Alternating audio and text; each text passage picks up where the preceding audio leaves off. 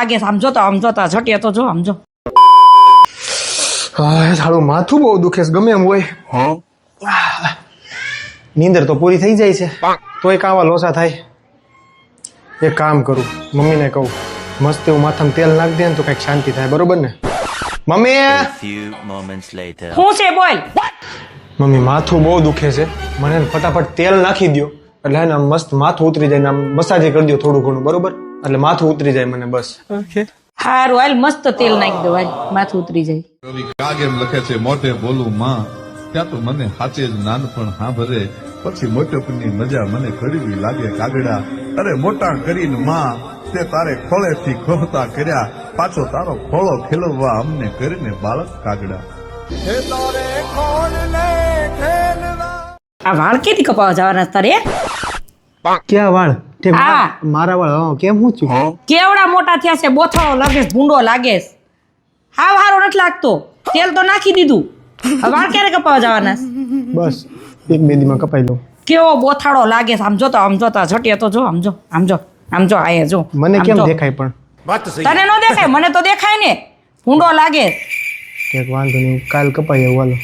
કપાઈ આવજે ને. નખાઈ ગયું રેડી ઉતરી ગયું માથું રેડી કપાઈ આવે જા.